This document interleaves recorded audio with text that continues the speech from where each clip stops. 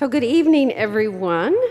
I'm Serene Jones, the president at Union Theological Seminary, and it is my pleasure to welcome you to it's now the eighth annual Judith Davison Moyers Women of Spirit Lecture.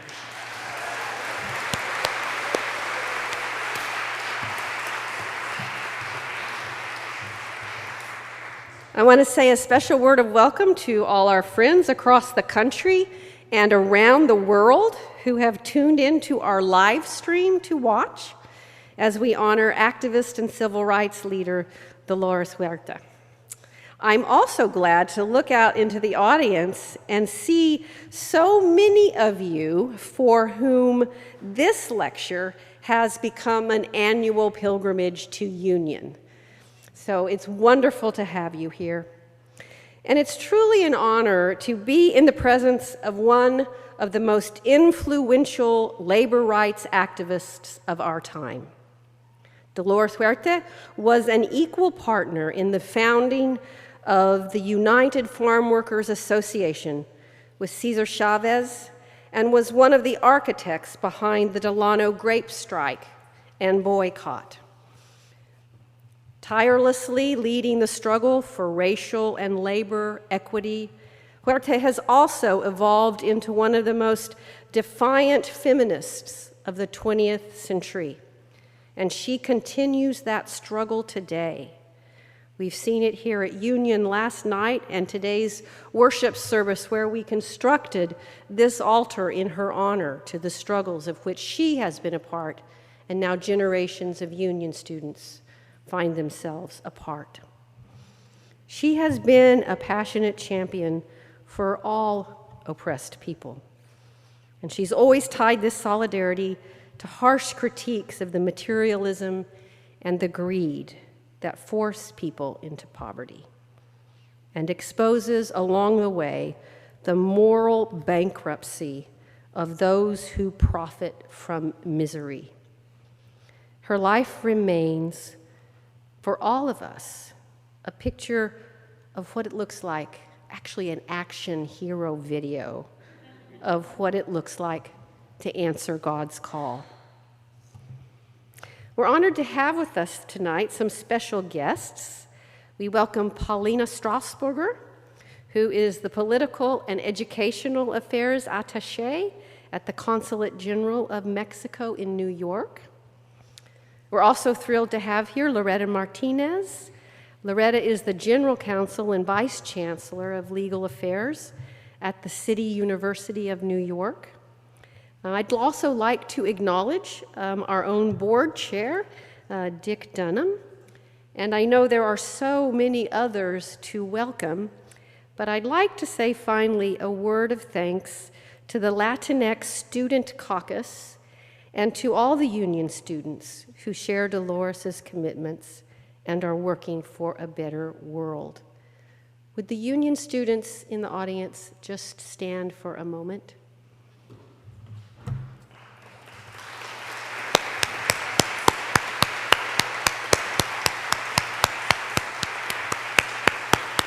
Thank you all.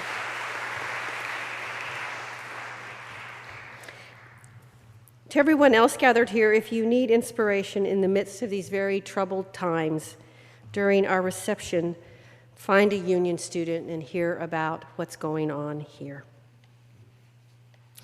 In addition to being our Women of Spirit lecture, Dolores is also this year the final speaker in a year full of amazing women who have been interviewed by a former Woman of Spirit, Michelle Alexander, who has a series called The Spirit of Justice, in which she's interviewed Angela Davis, Naomi Klein, and Patrisse Cullors. An amazing list. Finally, I'd like to say a word about the artwork you see around you, and if you haven't looked up, above you. These pieces are part of a collection called Silent Tears, brought here from Australia. And it documents the prevalence of violence against women, with particular focus on rural women and women with disabilities from around the world. It is no accident that this art show coincides with tonight's event. This exhibit exposes the abuse that too often goes overlooked and ignored, and is so much in line with Dolores' tireless work to uplift women and communities who for far too long have suffered in silence. Now, this year's Women of Spirit program is a special one. They're all special and unique. But this year, for the first time, Dolores will be receiving the prestigious Union Medal, our seminary's highest honor. It feels particularly fitting to honor Dolores in this way, since Dolores and Union Theological Seminary are in fact old friends.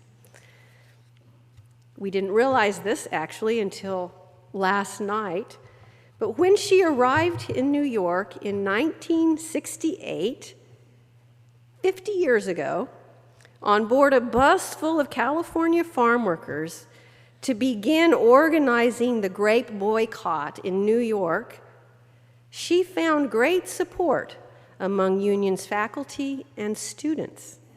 In fact, she stood right in this room 50 years ago. It's amazing, isn't it, how the circle comes around. So tonight is in part a homecoming.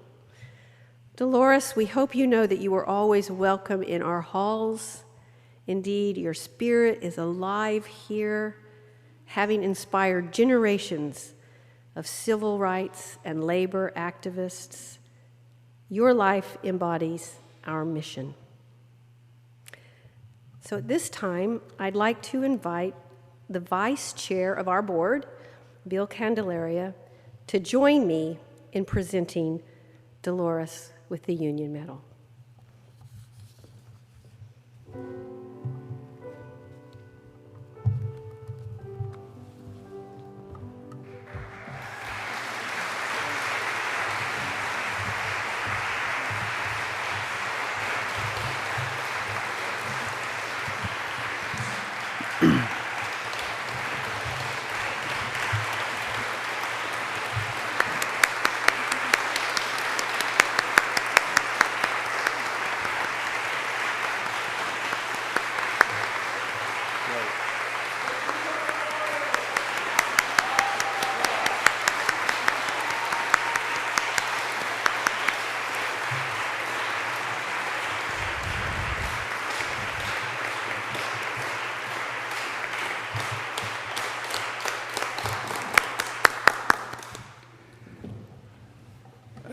Before we get into the citation, I just want to say that for me, since I was a little boy, Dolores has been one of my heroes. She's a New Mexican, as I am. She was always one of the most articulate leaders of the civil rights movement for Latinos in the United States. And ever since I was young, my parents, who were school teachers, taught me about Cesar and Dolores. So this is a special day. In 1981, the Board of Trustees instituted the Union Medal as a means of honoring persons whose lives reflect the mission of the seminary in the world. And Dolores, having inspired a generation of civil rights and labor activists, certainly embodies our mission. Dolores, I'd like to read the citation that we've prepared. Dolores Clara Fernandez Huerta, you have been an iconic labor activist, immigration reformer, co-founder with Cesar Chavez of the United Farm Workers, recipient of the 2012 Presidential Medal of Freedom, and a zealous and tireless advocate on behalf of Latinx persons everywhere, but most importantly, you have been an empowering oracle of Si Se Puede, and a grassroots organizer extraordinaire. On behalf of the United Farm Workers, you negotiated the nation's first farm labor contract with a California winery, and later enlisted millions of Americans in a consumer boycott against grape growers over working conditions. You were influential in securing disability insurance and access to public assistance for farm workers, and you were instrumental in the passage of the California Agriculture Labor Relations Act of 1975. You suffered severe injury at the hands of the San Francisco police in 1988 while protesting the dangers of pesticides, prompting local authorities to reform procedures to curb violence by the police. In 2002, you founded the Dolores Huerta Foundation, which trains community members to organize and advocate for themselves, empowering parents in one community to file a lawsuit against a school district with a high percentage of expulsions and suspensions of Black and Latino students. You inspired citizens in another district to successfully organize for essential infrastructure, including street signs and stoplights.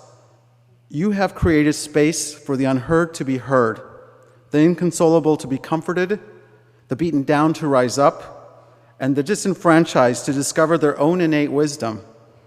You rouse and inspire the agent of change in all of us. Dolores, you embody the highest ideals and aspirations of the Union Theological Seminary in the city of New York. For your impassioned advocacy on behalf of migrant farm workers, your superlative bravura on the national stage, your strength, resolution, and rectitude over many decades of social justice activism, and for your dignity and grace and leadership, we award you Union's highest honor, the Union Medal.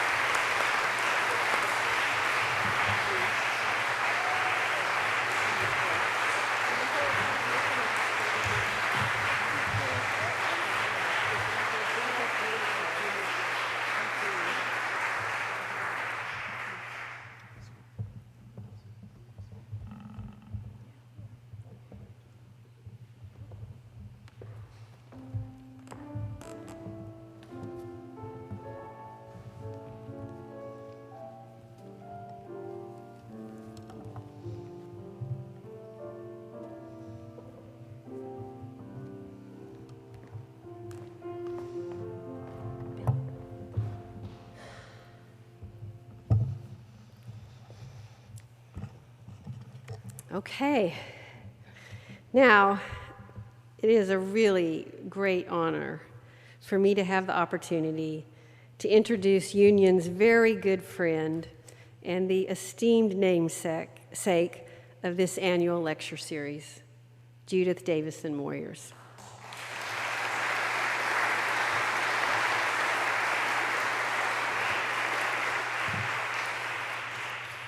The lecture was endowed now 8 years ago in her honor by Bill Moyers and a group of lively Judith fans, and I'll tell you, there are a lot of Judith fans in the world. And each year, the lecture honors a woman of spirit who, like Judith, and I know she hates it when I do all of this, so it just is a little bit of torture so Judith, just enjoy it. A woman of spirit who, like Judith, has been a powerful voice for social justice and change, and whose work in the public sphere is undergirded by her faith. You'll see the list of recipients on your card. It's magnificent. It includes public intellectuals, activists, artists, and women from all walks of life and nation who have made a difference, a powerful difference in our world. Judith was president of Public Affairs Television for 30 years, retiring in 2015. She was the executive editor of the 3 weekly series, the Bill Moyers Journal, Now with Bill Moyers, and Moyers and Company. A member of the National Academy of Television Arts and Sciences, Judith has been awarded several Emmys and is the recipient of honors that it would take me hours to read through this evening. In addition to serving on many boards for the past 20 years, Judith was a trustee of the State University of New York and its vice chair for 13 years. That is very hard work. She served as U.S. Commissioner to UNESCO on the White House Commission on Children and was a member of the National Governors Association Task Force on Education and Economic Development. She's been recognized for her work by the Girl Scouts of America, the National Conference of Christians and Jews, and the National Council of Churches. The list goes on. Her reputation as a critical association and the American Bar Association. Imagine someone that could do all of those audiences. But best of all, Judith is a former member of Union's Board of Trustees and is happy to be included in the ranks of Union's biggest supporters and fans. And I want you to know that Judith especially loves our students. Especially loves our students. Born in Dallas, Judith grew up as a woman of faith in the United Methodist Church. She loves hymns, which I know. She's a graduate of the University of Texas, having earned a Bachelor of Science cum laude, and she holds several honorary degrees. This is remarkable. She and Bill Moyers have been married now for more than 63 years. And they have 3 children and 5 grandchildren. And her daughter Suzanne and her son John are with us tonight. We're very happy that you're here. So please join me in welcoming the woman of spirit, Judith Moyers.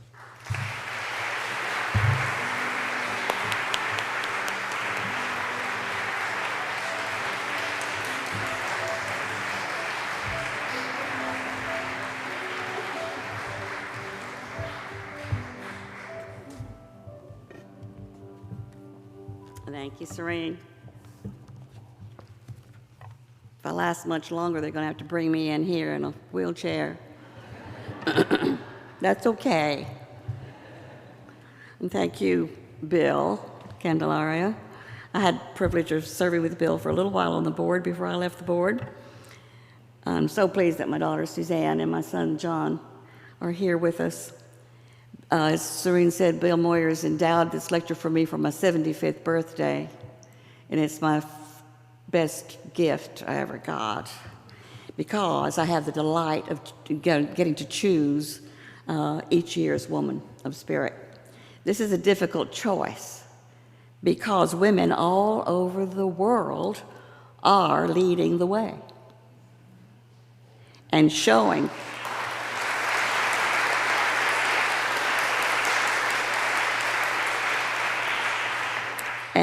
all of us how to find the work that needs to be done. Tonight we're honoring Dolores, a perfect example of how many different approaches there are to taking action in today's world. So, Dolores, you're joining this roster of Women of Spirit at Union, and it's quite a list. I always have to say this, for those of you who are returnees, I always have to tell it. In 2011, our inaugural speaker was Lema Bowie, who led the market women of Liberia to overthrow the dictator, murderous Charles Taylor. And that was before she got the Nobel Peace Prize. We had her here. Then she stayed here for a while, didn't she? She lived here. In the second year, we honored Dr. Vandana Shiva, physicist and eco-activist who has bravely opposed the environmental destruction of her motherland, India. You remember she did things like sue 3M and Coca-Cola. In 2013, we hosted Sister Simone Campbell, who organized the nuns on the bus. You remember her? This was the protest against the efforts to cut the poor out of the federal budget. You remember that they really shadowed Paul Ryan. Wherever he went, they went.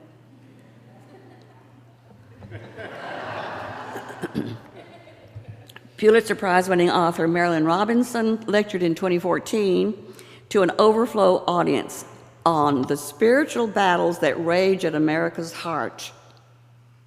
She was fabulous. Michelle Alexander could have led a crusade out of here. The word crusade's not so good, but could have led us out of here when she challenged us to join the movement to reform our nation's system of criminal justice and incarceration. And now she's here regularly. Isn't that great?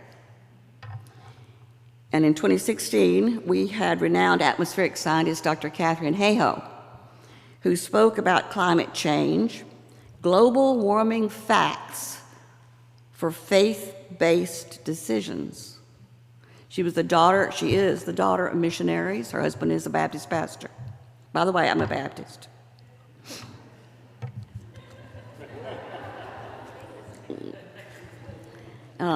Last year, when Nolan LeDuc came to us from Standing Rock in the battle for environmental justice, she and her tribe had taken on powerful companies like ExxonMobil and Enbridge to defeat the pipelines that were trying to invade their reservation in Minnesota. And then they joined the protest at Standing Rock and spent the winter. They rode horses over there. She's a Harvard graduate. She chose to go home, live on her reservation, and do what was to be done. So tonight, we celebrate Dolores Huerta, another woman of spirit. You've heard just now from all of us, from Bill and from Serene, what all she's accomplished over her long life. And I hope that all of you have seen the award-winning documentary, Dolores. Well, I believe it was a Sundance Prize. And if you haven't seen it, you can get it. And you must see it, because they have clips of Dolores on the front lines, getting beat up and challenging everybody in sight. So, 60 years ago, which I can remember, the most exploited workers in America were the migrant laborers who moved from place to place, harvesting our fruits and vegetables under a blazing sun. They stooped long days from sunup to sundown with their legs and backs aching with pain. An entire family, a mother, a father, and children might work for less than $1 an hour. There were no toilets in the fields. There was no cold water. There was no insurance. The crops they picked had been sprayed with toxins that stuck to their skin. When they grew sick, they could lose their wages. They did lose their wages. At night, they slept in shacks or tents or barns or in the open. Children left school to work in the fields and moved from school to school and place to place, never graduating or rarely graduating. So it was not until the early 60s that Americans began to wake up to the misery of those who labored for them. Then Cesar Chavez and Dolores Huerta teamed up to create the United Farm Workers Organizing Committee, which became the union that empowered the laborers to stand up together against the powerful growers who were both rich and racist. Years of struggle followed. Police once beat Dolores almost to death, rupturing her spleen. But in time, the strikes and boycotts did lead to change. In fact, Dolores came up with that term, yes, we can. That's where that came from. So they got better pay, limits on the poisonous pesticides, recognition of their collective bargaining rights.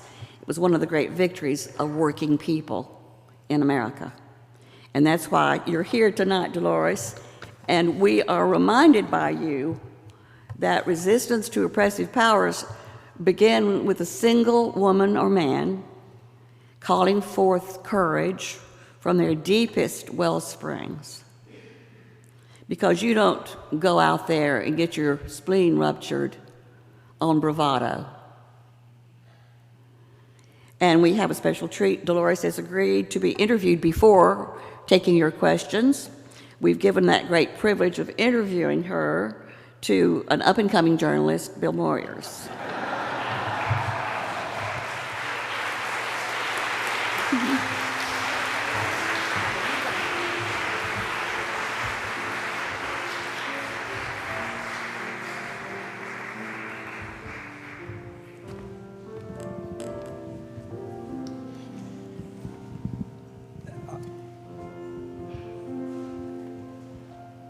Dolores, I should explain that Serene was close. Judith was actually born in a Methodist hospital, but when she opened her eyes, she became a Baptist. I feel as if I'm sitting at the right hand of God, of a goddess, right? That would be appropriate now. Joseph Campbell once said to me, if you want to change the world, change the metaphor. And in Dolores and the other women of spirit, we see the metaphor, and the world is changing. I'm so pleased to be here with you this evening, and so grateful that you subject yourself to this inquisition. And I want to begin. I saw the film for a second time last night, and I heard something that I had missed the first time. I thought I heard you say, I could never become an American. Did I hear correctly? Well, yes, and for those of you that saw the film, I was referring to the fact that my great-grandfather, Marshall St. John, was in the Civil War on the Union side. And my father was in both World War II and the Korean War. My two brothers, were also in World War II and the Korean War. My father was a state assemblyman in the state of New Mexico. And my reference was to, in spite of the fact that my family had been here for many generations, I was still facing the same type of discrimination because I happened to be a Mexican American that all of my friends were facing, many of them newly arrived immigrants from Mexico.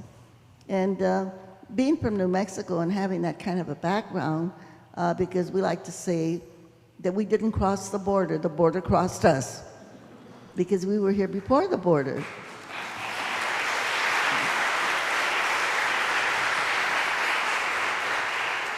But nevertheless, in schools and on the streets with police harassment and the way that we are treated in the public by many people who are racist, it doesn't make any difference. And the other thing that I was contemplating when we think about our country, and we think about why some people think that somehow this is their country. They forget that this country was a brown country to begin with, before people from Europe came here. And I thought, well, maybe when they think of our country, they're thinking of the founders of the United States of America. And the founders, of course, Washington and Jefferson and Hamilton and the rest of them, they happen to be Caucasians and Europeans. So there's a difference, Bill, between our government and our country. Well, I ask you good point. I ask you the question because many people are today expressing skepticism about whether they any longer feel American or can stay American. And I ask it because in your day, you confronted the crisis of your time, the exploitation of farm workers who were poor, didn't speak English, weren't even citizens, who were being brutally mistreated by the capitalists who were rich, as Judith said, powerful, and racist. And ultimately, you beat them. And I'm wondering what you see as the crisis today of America. And does it make it hard to think of yourself in the way you used to? Well, I think in terms of the way I'll kind of turn your question upside down, and that is I think of myself as an American and as a patriot. Because if we are true Americans and we are patriots, then we have to fight to right the wrongs in our country. I think that is our obligation, that we have to whatever we see that needs to be fixed, we need to fix it. If we love our country, we cannot go along with the status quo and the discriminations that exist in our United States of America. And when we think about farm workers, and by the way, many of the farm workers, like Cesar Chavez, was a citizen, and he was also a veteran of the U.S. Navy. And in the farm worker struggle, we had a lot of people who had served in the service, and they were citizens. There were many, many citizens. And I think there's another issue that, in addition to racism, and we have to say bigotry, looking down on people. We remember the grapes of wrath, for instance. Where we are working today with my foundation is right there in Weed Patch, which is south of Bakersfield, California, where the Grapes of Wrath was filmed. And we have a tendency in our country to look down on people who work with their hands. The farm workers, people who work, our janitors, people who build our buildings, and I like to say make our clothes. We look down on people like that, and we don't honor working people. And again, in our current climate that we're living in, there is a huge push to get rid of organized labor, to get rid of labor unions which actually got us all of the benefits that workers enjoy today, like public education, safety standards, unemployment insurance, Social Security, et cetera. So it's kind of a combination of bigotry and racism. And I do believe that it stems from slavery. It's what? It stems from slavery, because I think that racism, they had to use something to justify bringing in slaves from Africa. They had to justify that. And even though, as we know, African slaves built the White House and the Congress of the United States of America and many of our federal buildings, including probably Montebello and definitely the courthouse in Virginia, the governor's mansion in Virginia, were built by African slaves. But we're not taught that in our schools, and we look down on people of color, including Native Americans, to try to justify the fact that we enslave people. And that kind of then actually rolls on to the way that we treat working people. It's looking down on people because we want their free labor. In your day, you fought the powers that be by going to the front lines of protest, organizing, helping others to stand there with you and fight back against the growers and against the state and the police who backed the growers. But what would you say to these people about fighting the crisis of our time today? I mean, for example, what do you think would happen if there were mass protests down on the border against Trump's wall? Could that be as effective today as your protests were in the 60s against the growers?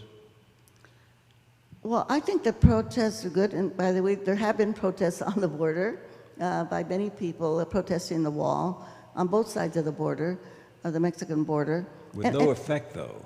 Well, I think that protests are always good, but I don't think that protests are not the final solution.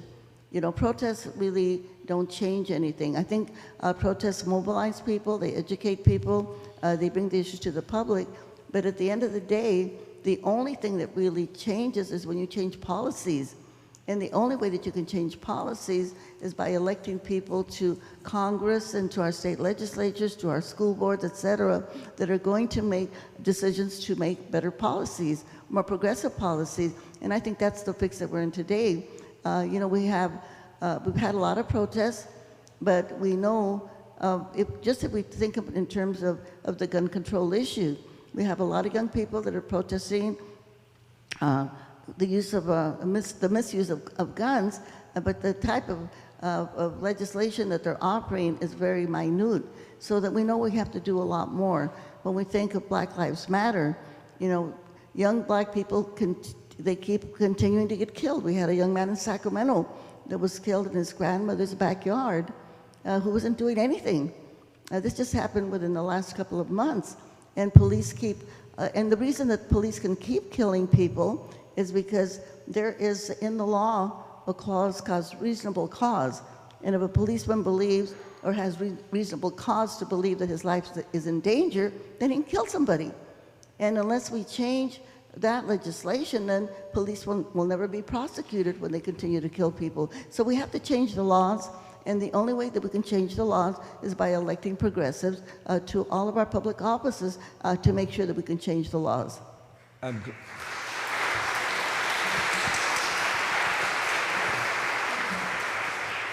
glad you mentioned the Parkland students and other students who have taken a stand against what's happening with guns. But on the whole, why do you think we are so passive? We have basically stood by while the gun merchants, the companies, the CEOs, and the boards of directors who manufacture these weapons of war and sell them to individuals who use them to kill innocent children at their desks. Why aren't there protests every day outside the homes of those CEOs and those boards of directors until they feel the humiliation of participating vicariously through their weapons in the murder of so many people? Why aren't we out there? Why are we apathetic and feeling that there's nothing we can do about the gun industry? Well, I believe that often many people feel, well, that's not my problem. It's not my problem. I am, a middle-class person or upper-class person. I'm comfortable. My family is safe. I don't have to worry about them. No policeman is going to kill my child. And so they feel that that doesn't concern them. And I think that that's one of the problems that we have in our society right now, is that we are kind of in silos, and people don't have the compassion that they should have. And people have been maligned. People of color have been maligned. African Americans, Latinos, so that we are looked at as people that we deserve to be killed, or we deserve to be beaten. And I think that needs to be changed so that people can feel the compassion that they have, that the other person is as important as they are. That they shouldn't feel that those are those people over there and my people are over here. And I thought when we did have the first Anglo person that was killed, when that young man ran into a group of people, yeah, and killed people, and the woman, it was a woman, a white woman that was killed. It was there with one of the protesters. And that's the first time that I saw many Anglos that all of a sudden they thought that could be me. And so maybe that will change when people realize that they could also be in danger of having somebody kill them. What was your boiling point? You were a teacher. Mm-hmm. You had 7 children. And off you went one day to the front lines of the movement. Why? What had happened? Well, I was fortunate that a great gentleman named Fred Ross Sr., and I don't know if you had a chance to meet, I think you did get to meet him, Bill, when we were here in the boycott. Yes. And Fred Ross, by the way, I like to say that the father of the Chicano movement was an Anglo, Fred Ross Sr., because he's the one that taught Cesar how to organize and taught myself how to organize. And once I learned that skill about how you can empower people and get them to understand that they have power, that they can actually change their situations, that they don't have to depend on somebody else to come and do it for them. That once they understand that they can do it themselves, that is just, to me, miraculous. And that's what Fred taught you? That's what Fred taught Cesar and taught myself. And so we knew that we could convince the farm workers and organize them to stand up for themselves. And once I felt an obligation that I needed to do that. And I felt this very strong calling, and that's why I went to Delano and started with Cesar to organize the Farm Workers Union. Well, I asked the question because people wondered how you did it. How could you do it? I heard somebody ask you last night, were you asking too much of your children? I knew that it was a sacrifice that I was going to bring on my children, because I had a wonderful middle-class upbringing. I had the piano lessons and the violin lessons and the dancing lessons. I was a Girl Scout for 10 years. My mother bought us season tickets to the symphony. I got to see the great ballerina Danilova and Alicia Markova together doing Swan Lake. How great is that, right? And my children were deprived of all of that.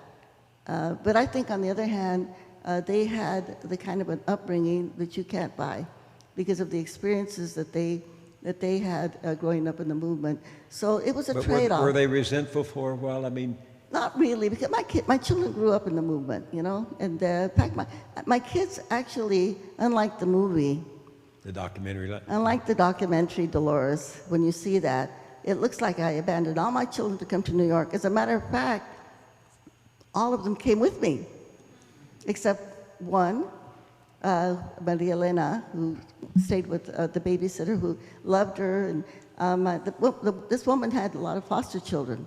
And many of the children that she took care of were children that were born from parents that had used drugs, and they were disabled. And this wonderful woman, she had all of these foster kids that were disabled, and she had my daughter, Maria Elena. And she said, please leave Maria with me, because she fills me, she fills my life. And so I left Maria Elena. But all my other kids came with me. And the youngest one, Camila, hadn't been born yet, so she couldn't come. And my kids actually went to school here. In fact, one of them graduated here in New York. So, but the movie makes it look like I left them all behind. Actually, I dragged them along with me. Did you really believe you were changing the world? Well, I don't think that we were thinking it in those terms. We were just thinking of trying to make a better life for farm workers. And your adversary was right there in front of you, the growers, the Very police much with so. their batons. Today, the adversaries are often out of sight, often out of reach, often out of touch, very often. And that's why I come back to what would you do today if you were a young woman running for the front lines? Where would you direct your efforts at meeting what you and I discussed last night as the crisis of democracy? Well, actually, we're doing it with my foundation. In fact, I'm really happy to, I guess, announce that in the last 6 months, we have won several lawsuits. One against our current high school district in Bakersfield, California, for the suspension and expulsion of African American and Latino students. And now they have to have positive behavior intervention systems, restorative justice. They have to have a whole month of African American Heritage Month and a whole month of Latino Heritage Month. And they have to have cultural competency training for all of the teachers, right? So, and we are active in 10 different school districts doing exactly the same thing, because in the Central Valley of California, where all the farm workers are, 40% of the school districts have the highest rate of expulsions and suspensions. One of the school districts that we're working in now, the suspension of African American students is 81%. 81% of the African American students are getting suspended and expelled from school. And it's a direct school to prison pipeline. The other thing that we just won another big lawsuit against our Board of Supervisors on redistricting. They have to make new lines so that we can have more Latino representation. And we are now suing the next county. We have Kern County, which is very conservative. That's where the Grapes of Wrath was filmed. And right next to it is Tulare County, where David Nunes lives. If you know the congressman, Yes, you may know about him. Anyway, we're just fighting. David Nunes is the congressman who said that he had evidence that the Russian conspiracy didn't exist, and it turns out he visited the White House at night to get it and didn't tell his fellow colleagues on the investigative committee in the House. Yes, so we have just sent a letter to that Board of Supervisors, and they have until May the 5th to respond if they're going to make new electoral lines to have district elections by May the 5th, and if not, guess what? They're going to get sued by us too. Do you ever think that the crisis of democracy today is that we don't know or believe that we are as powerful as you and the farm workers were powerful in the 50s and 60s? Yes, I think number one, I know in California they don't have civic education anymore, so people are not taught about voting. They're not taught, but we need to know what we need to do to get proper representation. We have, like I mentioned, gerrymandering. We have, they do not have district lines that people can elect their own good representation. We have voter suppression, that people don't feel like their votes matter. So instead of really trying to promote a culture of voting, we have just the opposite. And then oftentimes our media, our corporate media, they malign people that are in office. Every time that somebody's in a scandal, you know, they make a big thing about it, what this politician did, they got him in trouble, but they never talk about the good things that politicians do. And I think that is missing. So people, they get disinclined. They don't believe that voting is important. And we have to change that. I think other countries do a much better job of getting people to vote than we do. We should know that now they want to have voter IDs, et cetera, making it very difficult. So I think we have to, and we have to fight to make those changes. And if we don't fight to make the changes, it's not going to happen. How do we fight? What do you mean when you say we have to fight? We know what you did. You organized, and you fought back. You were arrested. You were beaten. The farm workers in the film last night, they were being brutally mishandled by the police, arrested, thrown into jail. How do we fight back today? That's what I want to nail you down. Well, I think it's, to me it's simple. We organize. We have to get out there and get people together, talk to them, educate them, convince them that they have the power to change things. And people will do it once they understand. I think not the people in this audience, because I know here we're preaching to the choir, but say a working person, you know, they have to work very hard. Sometimes people have to work 2 jobs just to pay their rent, put food on the table, and they think that somehow that civic life and that public life doesn't belong to them, that's for other people to do. So we have to say to them, no, we need your vote. We need your participation. And you can make the difference. We need you to come out here and help us on election day. I want to give 2 examples, Bill. When you saw in the film, those of you who saw the film, and many of you know about the March to Sacramento with the farm workers. So it was St. Patrick's Day, and actually Robert Kennedy was there with us that day. And 70 farm workers started marching from Delano to Sacramento, the capital of California. 70 farm workers. When they got to Sacramento, there were 10,000 people to greet them because they organized all along the way. When we came to New York City, there was a busload, a school busload of farm workers that came to New York to start the grape boycott. Well, we worked here, starting the boycott, then even here at the seminary. Then farm workers from here, they went to Canada, they went to Texas, they went to Illinois, all over the country. So we had a few, maybe 50 farm workers that started the boycott.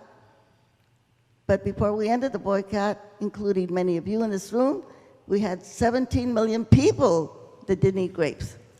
17 million people. You know, So, and to finish the question, so I do know and I do really believe that we can do this, that if we could just have enough resources for organizers, because it only takes one organizer in a community to organize people. When we had our first meeting to stop the school-to-prison pipeline, and we had one organizer, we had 155 parents that came to our first meeting. We are now active in 10 different school districts.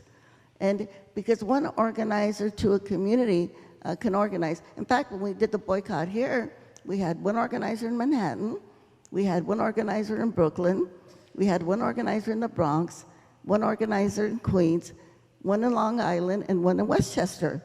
And they organized all the people in New York to support them.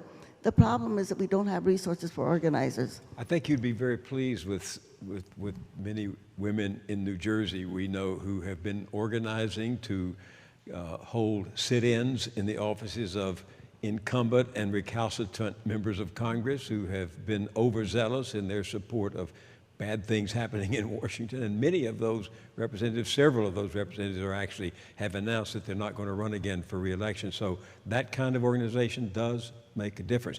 Back to the march from Delano to Sacramento. I didn't know until a friend of mine, a historian named Julie Passier, told me, she's a historian of Chicano and Latin affairs in this country, and a friend.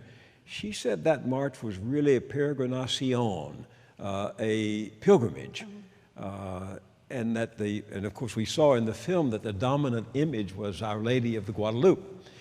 What was your relationship to the Catholic Church at that time? Because to the faith, I should ask, because the church we know was oppressive to women. Were you comfortable as a Catholic? Well, I think there's two answers to that question. Number one, the Virgin of Guadalupe was a big symbol of resistance in the Mexican Revolution. And that's the Virgin Mary, for those of you that don't know. The Virgin of Guadalupe is the Virgin Mary who appeared in Mexico to a peasant, to a farm worker named Juan Diego. She was an apparition, and she appeared on his poncho. And apparently it's been very miraculous because they've never been able to discern the paints that were used, or whatever. So in all of Latin America, the Virgin of Guadalupe is a very big symbol. And during the Mexican Revolution, they always had the banner of the Virgin of Guadalupe. So when we started that march from Delano to Sacramento, of course, the people wanted the Virgin of Guadalupe to be there at the forefront. And I told the story, I don't know, this is kind of off the side, but I remember that the strikers all voted to have this gentleman be the captain of the march. And he was a very strong, articulate person who always said that he was a communist, right? So he didn't want to carry the Virgin. So they had another vote and took him out.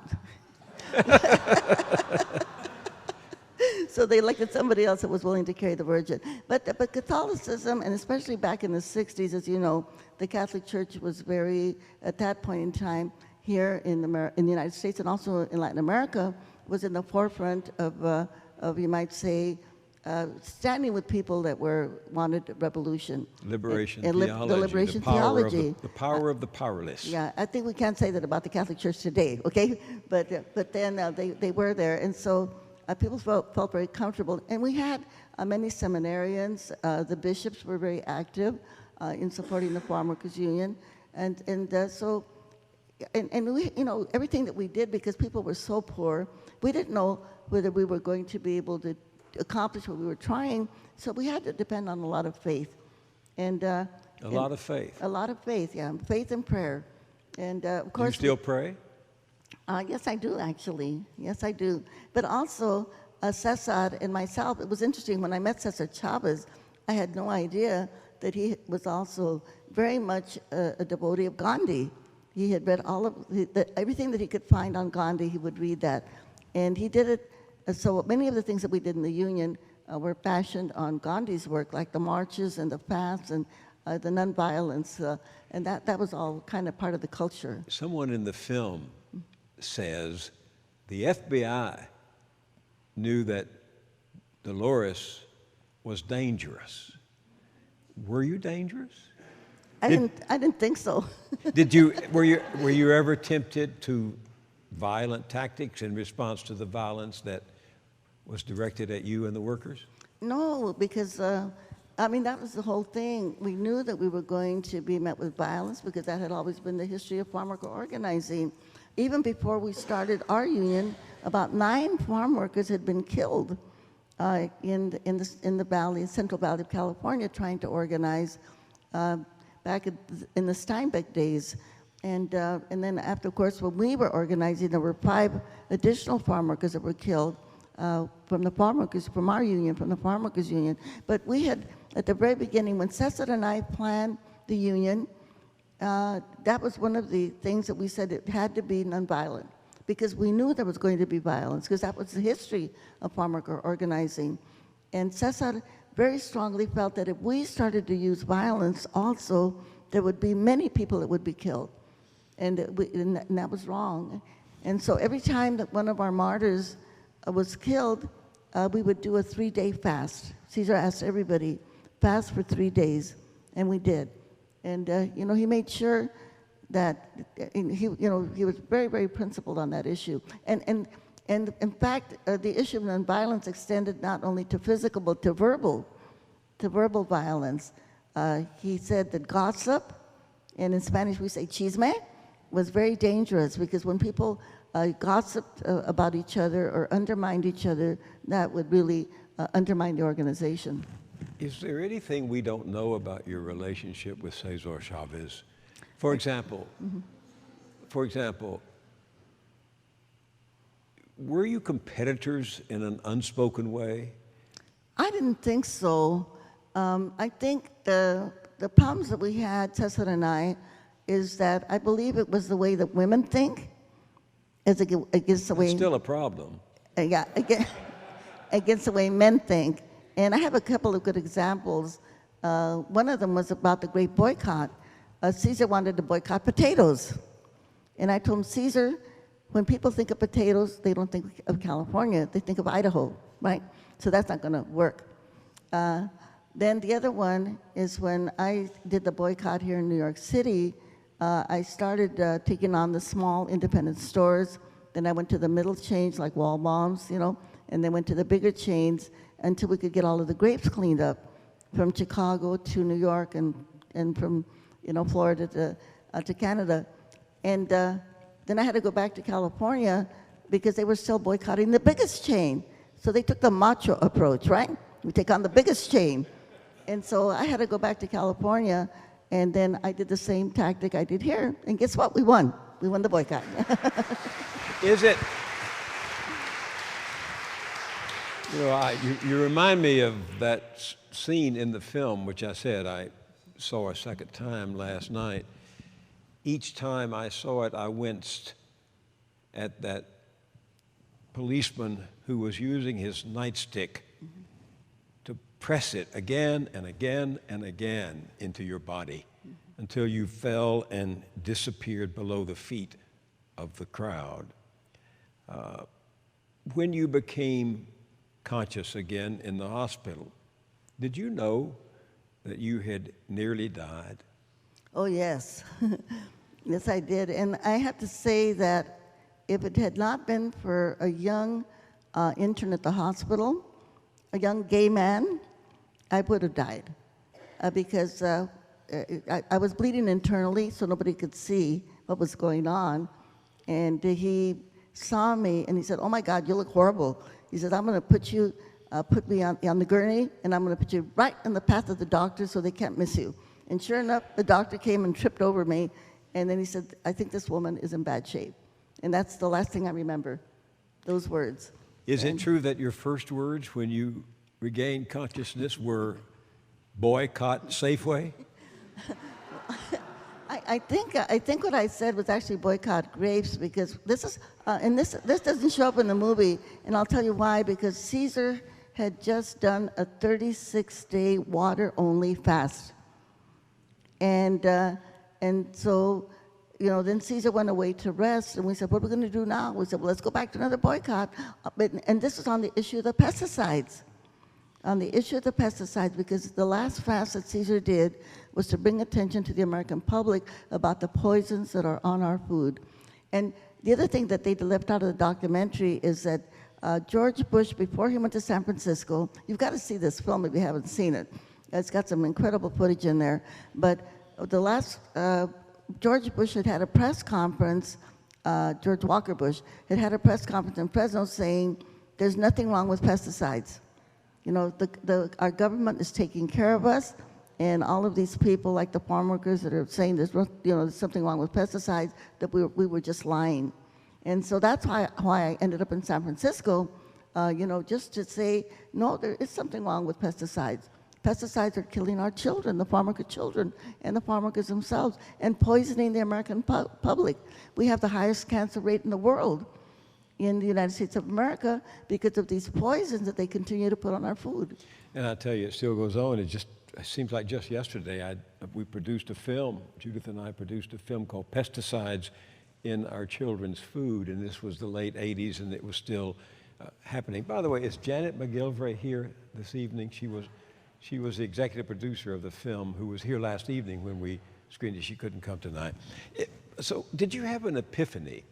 Did you think, well, maybe it's time for me to go home to my family and lead a quiet life after you came up from the entrance to death? Oh, no. No, absolutely not. No, we had to just fight harder, work harder. What was it beyond courage that kept you going?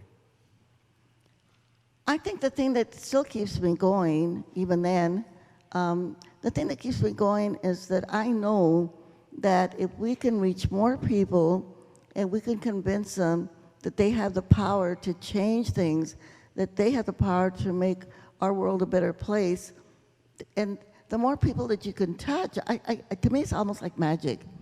It's like if you go in there, your organizer is your magic wand.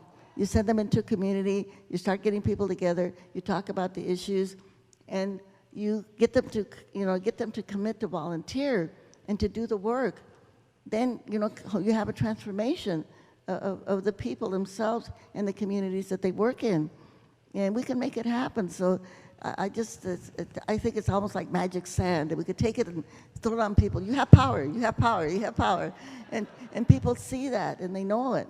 And translate that into voting and getting people to run for office. In fact, the people that we organize, they are farm workers, hotel workers, maids, construction workers, janitors, and guess what?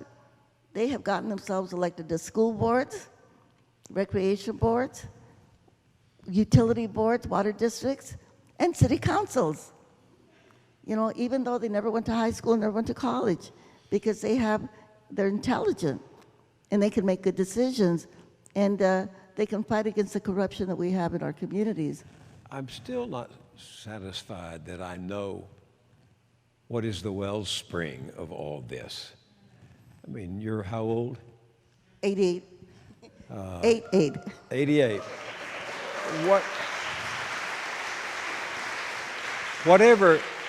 Whatever it is, and maybe you don't even know, how do you keep replenishing it and nourishing it? I mean, in specific ways. By victories.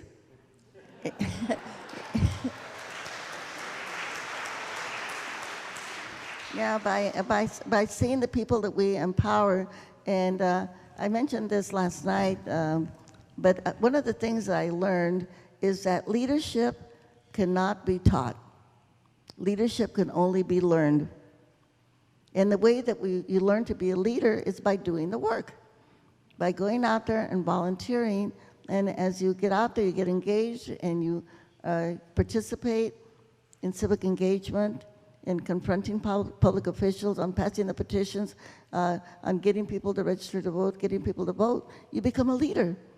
And you face these obstacles. And it's just wonderful when you see ordinary people taking on that mantle of leadership and doing the work that they because they grow, and it makes these transformational changes not only in them but in the communities that they work. We're going to have some questions from the audience in just a moment. I have 2 or 3 more, however, and one of them grows out of a conversation we were having last evening after the film. And I ask you, standing right there, the old question most journalists ask publicly, and I wasn't going to ask you tonight, but are you an optimist about the future? In the film, Gloria Steinem says, it's bad enough when the past is killed, but when the future is killed, it's awful. And so my question to you last night was based on what we had seen in the film, and you had just begun to answer with a sentence that beguiled me until now, because you didn't get to finish it. Somebody else came up, and you said, well, I think I'm hopeful, I'm an optimist, because we now have a clear definition of, and then somebody interrupted, a clear definition of what?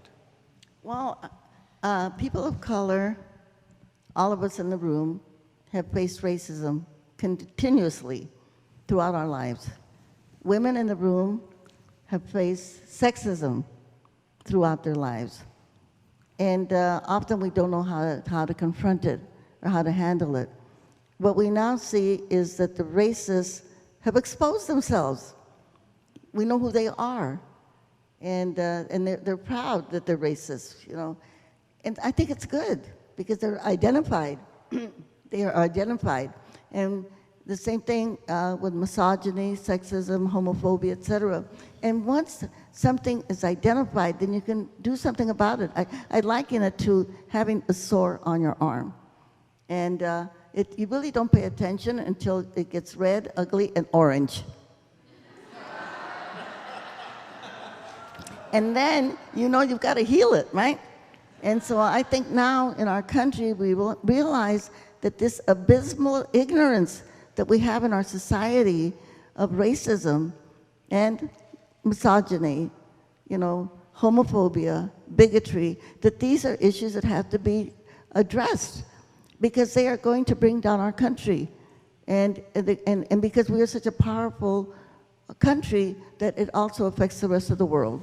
Well, and so I think it's incumbent, and I think people feel that right now. They feel that they want to do something, that they have to do something. And I think when we get people that are running for office, then we've got to, you know, make sure and address those issues and say, we're not going to vote for you if you're anti-gay or if you're anti-choice or if you're a racist.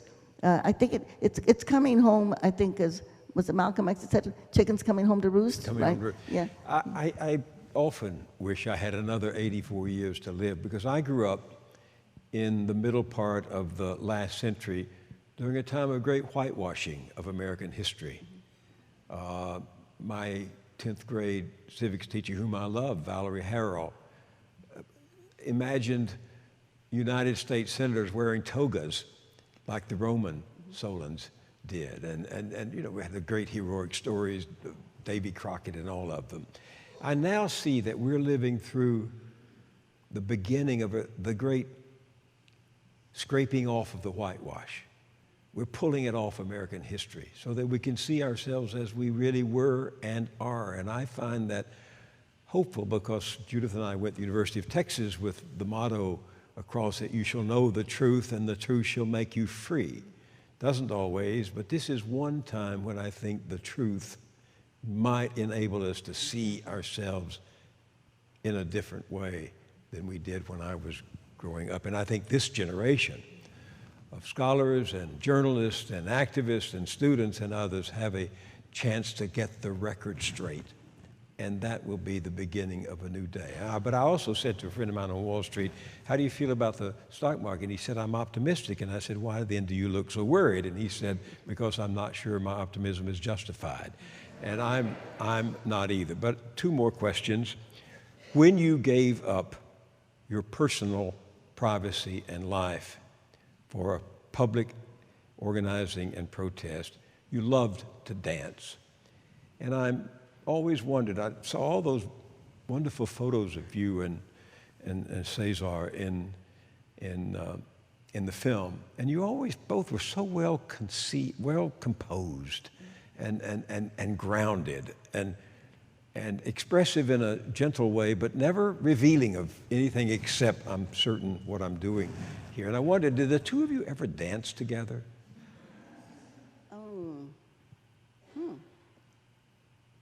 I don't think so. Yeah, I don't think so. Did you ever start dancing again? Well, we would dance like at celebrations and parties, but Caesar would usually dance with his wife, Helen, you know, not with me. But not, yeah.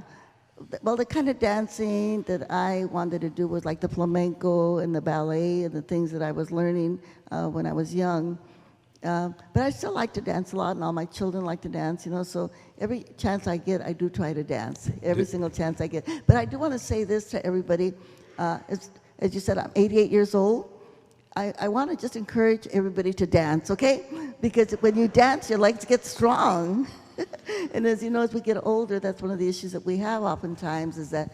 So I think dancing should be required in every school. Well,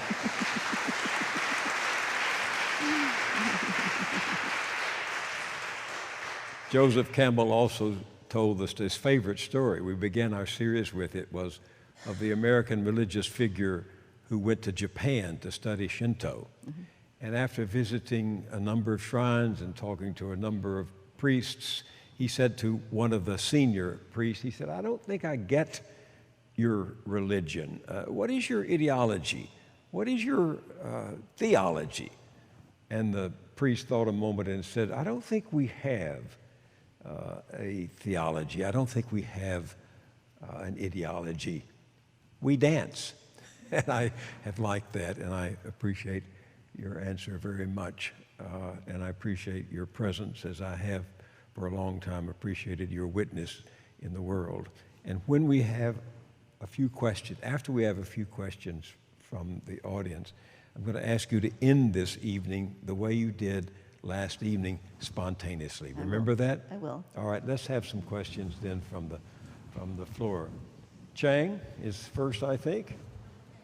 Oh, yes, right. So we have time. Thank you so much all for being here. We have time for 2 or 3 questions, and we have a roaming mic please speak into the microphone to make sure everyone can hear. I think we have one up here from a student. Hi, everyone. My name is Steph Quintana Martinez, and I'm a second-year MDiv candidate here at Union. I'm also the co-chair of the Latinx Student Caucus. So first of all, I have no words to thank you for all the wisdom and insight that you have shared with us over the last day. I am especially grateful for the chapel this morning, and it's been just truly an honor to be in your presence. I have 2 questions, and for many of us, our moms are with us when we're in grad school. We bring the wisdom of our moms and also their questions. So the first question that I would like to ask you comes from the mom of one of the Latinx Student Caucus members, Doña Roberta Hernandez Rasmussen, and she says that throughout your life you've been such an incredibly courageous woman. Where did you find that courage to do that really hard work of justice that you've been doing? What were and what are the sources of that courage, especially as a woman in the struggle? And we know that women in the struggle is the struggle within the struggle. And the second question is something that I constantly think about. If we define trauma as suffering that stays, then we can agree that our communities are deeply traumatized by multi-layer oppressive structures. So as someone that is exploring like my vocational call, and I see it as do the work of justice, but also do the work of healing, I'm wondering how you see the role of our movements for social change, thinking about your work at the Union and thinking about your work now as a place for collective healing. Can we bring deep social transformation and also healing for the trauma of our communities? Thank you.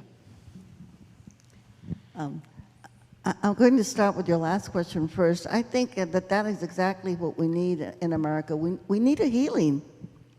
We need a healing and maybe a forgiveness because I think many people, because they did not get a good education and they don't know what the contributions are of people of color, they have these racism in their habits and in their minds. And somehow I think something like what happened in South Africa. So I think those of us people of color have got to say, we want to, forgive people that have been racist, And we have to say, we're sorry that they didn't get a good education or their parents didn't teach them justice and compassion. And on the other side, we've got to try to reach out to people. And I think a lot of times we get really angry at all of the Trumpites, and we say we want to hate the haters. And somehow we've got to not do that. I think sometimes we've just got to talk to people.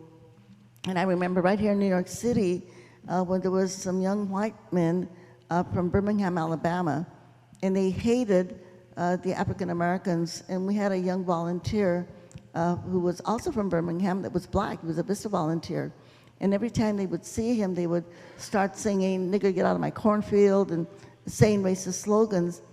And I remember one of them, who was the leader of the group, one day he showed up in Delano, California, of all places, to apologize to us. and to say he was sorry that he had made all of those racist statements against the young African American volunteers that we had. So I do believe that somehow we can start reaching people, and so we've got to start a healing. I think in some ways, and sometimes I think our Native Americans should be in the forefront. I would love to see every city in the United States have a healing ceremony, beginning with our Native Americans, that could say, okay, we forgive you for stealing our land and murdering our people, the genocide that we had in this country. And then, you know, and then make apologies to the rest of the, somehow I think it would be awesome if we could do that. And so I do believe that we can heal, but I think that we've got to take very active, proactive steps to make that happen. And I did mention that in our United States, we have a great educational structure, but we've got to change the content. And we've got to start teaching our children from pre-K, pre-kindergarten, again, what the contributions of people of color have been, so we can end the racism, but also to make sure that our white children do not have the poison of white supremacy and white privilege, that we can eliminate that, you know. So we have one more. And the other question she asked quickly was, where does the courage come from? And I think that is such a great question, because I think that is what really keeps people from not engaging. Because they think that if they get engaged and participate, people will make fun of them, or they're going to criticize them. Why are you out in the street instead of home with your kids, right? You know, all of that. And so all of us have got to tap into that inner courage that we have, and to do the things that we're not used to doing. Because if we don't get over that initial intimidation or fear or embarrassment, then that holds us back. And I think I was able, thanks to Mr. Fred Ross, who helped me do that. And I have a quick little story to tell about that. When we were first organizing with the community service organization, this is way before the Farm Workers Union. That's where Cesar and I came out of, community organizing. And there was a man that came to our office, and he was disabled. He had a stroke. He was a farm worker. And so I went down to the welfare office to get him to put in an application so that he could get food stamps and, you know, get some kind of helper's disability. And the welfare worker told me, oh no, she wouldn't let me make an application. She would not let him make an application. So I went back to the office and I told Fred, they won't let me make an application. Help me have this man make an application. And Fred Ross said to me, you go right down there to that office and you demand to talk to a supervisor. And you insist that they let him make an application. And I thought, I can do that? Wow. But the great thing about that is Fred Ross did not say, I'm going to go with you. He didn't say, I'm going to call them and insist that they let you make that. He said, you go down there and you do that. So that was kind of my first step of getting the courage that I needed, you know, to know that I had the power to do that.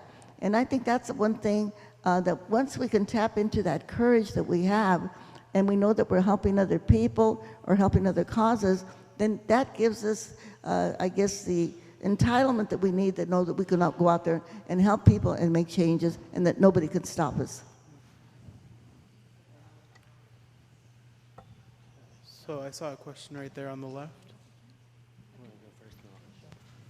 Buenas noches. Muchas gracias, Doña Dolores. My name is Daisy Machado, and I'm a faculty member here at Union.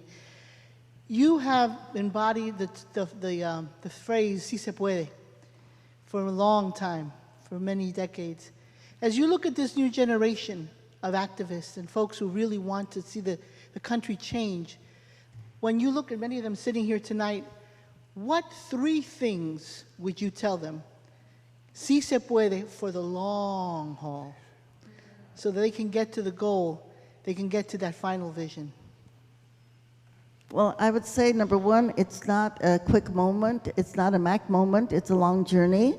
And don't give up when things don't go the way that you want them to go, because we have to learn from our mistakes, so that they are our best teachers. And we've got to hang in there.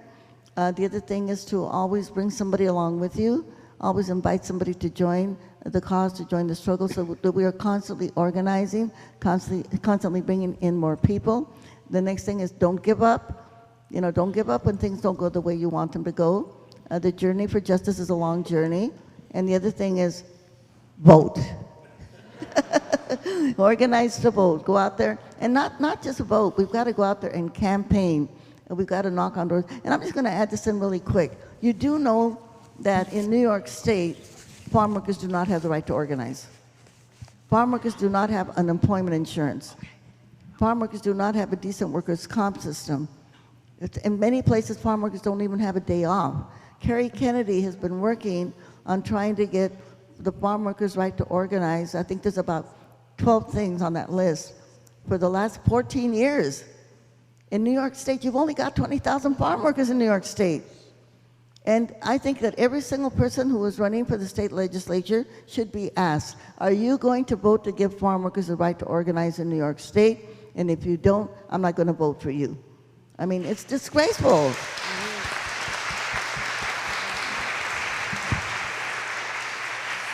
So, you know, I guess young people too, you have to stay informed. You have to stay informed about what's going on. And I know now they have everything available to them. You know, when we organized, we didn't have the Facebook and the cell phones and all of that. It was people to people. So now people can pass information, they can mobilize, but we should never mistake that for organizing. It's good to bring people together once they're on the same mindset or they have the same values. But I think it's got to go deeper than that. We've got to constantly keep informing people. And I think that the young generation, they are going to make it happen. They're going to make it happen. And we have to support them every way that we can. We'll have our final question up here. Wow. Yes, thank you for being here and sharing your life and your struggle. And I am truly humbled to be in the presence of a goddess. My question is, you mentioned that Caesar required like a 3-day fast. And I want to know your take on spirituality. Was that part of the movement of your struggle? Is it part of the wellspring? But just to take on that. Thank you. I believe that spirituality is a very, very big part of the movement. And maybe sometimes people have a hard time defining that. But I know you cannot do this work without having faith. I can assure you, when I left my hometown in Stockton, California, with those 7 children, and not knowing where my next meal was coming from.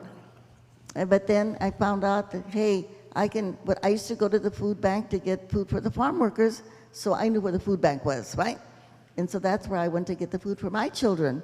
And it was great, because we were living like the farm workers. We had the oatmeal and the cornmeal and the beans and the rice and the potatoes and pretty much the basic things that we needed to have to live like the farm workers were living. And that was a great lesson for all of us. And last night, I think I talked a little bit about how we are a country that is so taken up with materialism. And as Gandhi says, we have to live simply so that others can simply live. And thinking of ways that we can also get rid of our profit-driven system so that people think in terms of how much money can we make instead of what can I do to make the world a better place. And we have to kind of change that and go back to indigenous values of sharing and cooperation and supporting each other. Because our world, our resources of our planet should not be in the hands of a few, the wealthy few. The resources of our planet and even our United States of America should be shared by everybody. And we often don't even think in the United States of America that we don't even own our natural resources. And sometimes when I give lectures, I talk about Norway. And you know, Trump likes Norway, right? But in Norway, once I read that they had a $400 billion surplus. I thought, wow, where did they get all that money? The little teeny country. They own their oil. We don't own our oil. We don't own our utility systems, you know? We don't own our transportation systems. We have a few wealthy people that own all of our systems. And as long as that is the situation that we have in the United States, we will never be able to have pre-college education, universal health care, you know, trying to house all of our hundreds of thousands of homeless people in our country. So we've got to change our values, go back to our indigenous values of sharing and cooperation and being supportive. And I think that in the 60s, you know, we had a cultural revolution. But I think the revolution that we need to have, or the evolution, has got to be an economic revolution in the United States of America.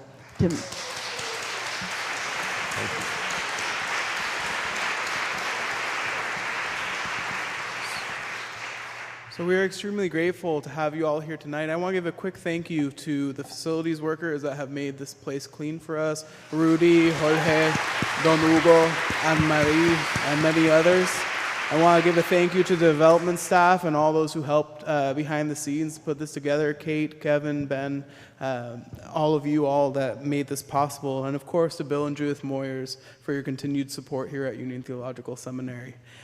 I want to invite you all, after Dolores gives a final exhortation, down to the social hall. You can go through the back, go downstairs for some light refreshments, and staff will help you get there. And I want to invite you, Dolores, for a final exhortation for the crowd. Thank you. Well, I do also want to say that to learn more about my foundation, the Dolores Huerta Foundation, and I did leave the union 15 years ago, so I'm not there with United Farm Workers, although of course I still support the union, but we're online, doloreshuerta.org. It's easy to find us, doloreshuerta.org, and you can look at our website and see all of the work that we're doing. And if people just want to join our social justice network, you can just type in your cell phone, joindhf.org. Joindhf.org, and then you would be part of us. And I want to take a moment of personal privilege just to introduce someone in the audience. I am very fortunate to be on the board of People for the American Way. This is a group that Norman Lear started, as you know, to fight the right. And the president and CEO of People for the American Way is with us, Michael Keegan. Michael, would you stand up and just say hello to everybody?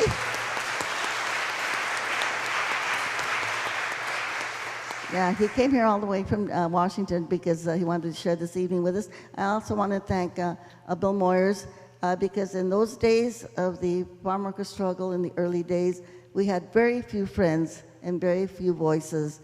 And Bill Moyer was one of those great voices that helped people here know about the farm worker struggle. Thank you. And then I love to ask audiences this question because you've been asking me questions, and I'm going to ask you a question, and it's a very simple one. And the question is simple. I'm going to ask you, please wait for me before you answer. And the question is, who has the power? And I want you to shout it out. We've got the power. And when I say what kind of power, I want you to say people power. But I want you to shout it as loud as you can so that the neo-Nazis, the alt-right, the KKK, the haters, that they can hear us, all right? The homophobes, you know, all them people, the misogynists, right? All of those people, the racists, that they can hear us. So, and again, before I say that, I thank all of you because I know many of you in the audience, you were there with us at the very beginning, picketing and spreading the word out about the boycott. And so you have to feel very proud that you made it possible for farm workers to have those basic human rights, a toilet in the field, cold drinking water, rest periods, and the right to organize, and unemployment insurance, okay? You made it happen for the workers in California. Okay, so now, here comes the question. I want you to shout really loud so we don't have to do it twice, all right? Okay, let's go. Who's got the power? We got the power. What kind of power? People power. Are we going to go out there and continue to organize, participate, and make sure that we can build our wall in the Congress of progressive Congress people? What do we say? ¿Se puede o no se puede? Okay, let's do it all together with an organized hand clap.